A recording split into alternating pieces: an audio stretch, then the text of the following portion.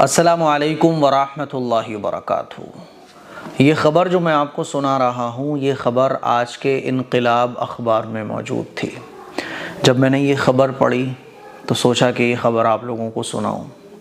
ख़बर क्या है कि कासगंज में एक गांव है। उस गांव में एक शादीशुदा नौजवान जो लड़के की चाहत रखता था, लेकिन उसके कोई लड़का नहीं था। तो उसने फिर क्या प्लान बनाया। उसने एक मुस्लिम लड़की को अपने जाल में फंसाया और फिर इस लड़की को बनाया अपना शिकार, लड़के की चाहत में।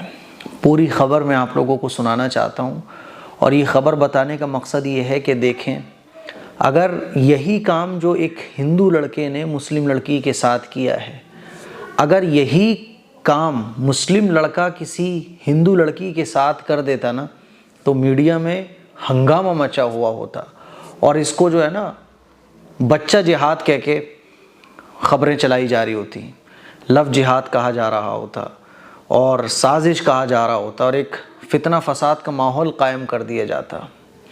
हालांकि ये बात मैं बार बार कह चुका हूँ कि कुरान मजीद में अल्लाह ताला बुराई को बुराई कहता है।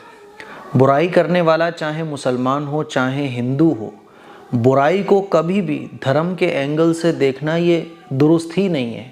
बुराई बुराई होती है और बुराई करने वाला जो है ना, बुराई इसलिए नहीं करता सामने वाले के साथ कि वो हिंदू है या मुसलमान है, बल्कि बुरा शख्स बुराई करता इसलिए है क्योंकि वो बुरा है। अंदर से जो उसका शैतान है ना, वो उसको बुराई पर उकसाता है। फिर वो भूल जाता है कि वो कौन है और वो क्या करने जा रहा है। पूरी ख़बर मैं आपके स्क्रीन पे लगा रहा हूँ। उर्दू में ये ख़बर है, अगर नहीं पढ़ सकते तो कोई बात नहीं, मेरी सुन लीजिएगा। कासगंज के सहावर थाने इलाके में मोहनपुर में कल कब्रिस्तान में एक कुंवारी चंदा ने लड़की को जन्म दिया। ये चंदा, इसका नाम तो बदल कर बताया गया है। कब्रिस्तान में इसने बच्ची को जन्म दिया। गांव के शादीशुदा नौजवान के ज़रिए लड़के की चाहत में मुस्लिम लड़की को शिकार बनाया गया था। लड़के की जगह कुंवारी चंदा ने लड़की को जन्म दिया, उसने भी लड़की को जन्म दे दिया। और ये मामला जो है ज़िला कासगंज के मोहनपुर कस्बे का है, जहां एक गरीब कुंबे की नाबालिग लड़की जो कि बकरी चराने का काम करती थी, ये नाबालिग है, लेकिन ये ख़बर आपको सोशल मीडिया पे पता भी नहीं चलेगी, आपको पता भी नहीं होगा। ये गरीब लोग होते हैं और जो सोशल मीडिया पे ख़बरें आ जाती हैं वो तो आ जाती हैं, और फिर अगर यही मामला कोई मुसलमान करने वाला होता है तो फिर तो बस क्या कहने। मुसलमानों को गाली देने का मौका तो फिर मीडिया हाथ से जाने ही नहीं देता है। रोज़ाना की तरह पीर को वो कब्रिस्तान की तरफ बकरियां चराने गई हुई थी। तभी अचानक उसके पेट में दर्द होने लगा और थोड़ी देर के बाद उसने एक लड़की को जन्म दे दिया। और आगे सुनिए, ये जो इसका नाम जो है ना चेंज करके लिखा गया है, और लिखा है कि ये जो है ना लड़की बहुत गरीब ख़ानदान से थी और वो बकरियां चराने के लिए सुबह ही निकल जाती थी और पूरे दिन खेतों पर रहने के बाद शाम को घर आती जाती थी। चंदा का इल्ज़ाम है कि कस्बे के बाशिंदे ऋषिपाल यादव है ना, इसने बहला फुसलाकर मेरे साथ गलत काम किया और ये बेटी इसी की है। कुंबे और समाज के लोगों ने माँ और बेटी को ले जाकर ऋषिपाल यादव के घर के सामने काफ़ी देर बिठा के रखा। समाज के लोगों को ये कहते भी सुना गया है ये बेटी इसी के घर में रहेगी, लेकिन शादीशुदा ऋषिपाल की बीवी ने अंदर से मकान बंद कर लिया। और ये भी कहा जा रहा है कि ये ऋषिपाल ने अपनी बीवी के साथ मिलकर प्लान किया था कि देखो हमारा बेटा नहीं हो पा रहा है, तुम ऐसा ऐसा इस लड़की के साथ कर लो।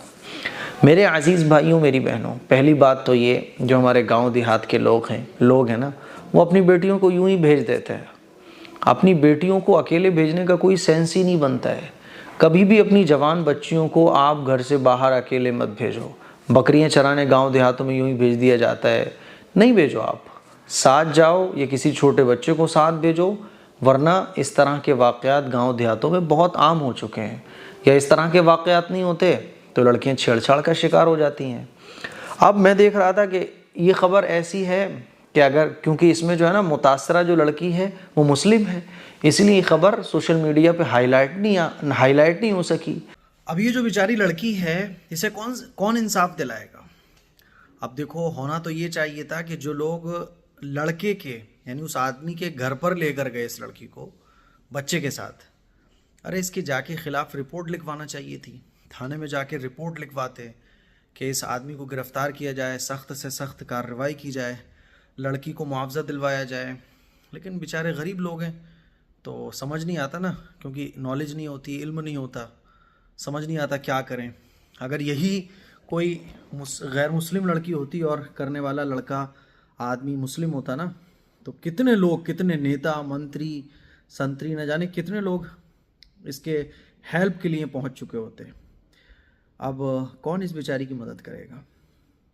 इसीलिए मेरी दरख्वास्त है कि कासगंज के आसपास अगर कोई हो जो मेरी वीडियो देख रहा हो और जो समझदार आदमी है, जो ये काम कर सकता है, तो इस बेचारी नाबालिग लड़की के साथ जो ये घिनौना काम किया गया, इसको इंसाफ दिलवाया जाए और इस आदमी के ख़िलाफ़ जो कि घर छोड़ के भाग चुका है, इसके ख़िलाफ़ से सख्त कार्रवाई की जाए।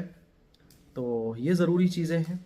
और इस लड़की के साथ चूँकि ये नाबालिग है, तो जितने भी इसको इंसाफ दिलाया जा सकता है वो दिलवाया जाए। खैर, दुआओं की गुजारिश है। और जो मेरा मोस्ट इम्पोर्टेंट पहलू था इस वाक़े का वो ये था कि दीन को आम करना ये बड़ी ज़रूरत है।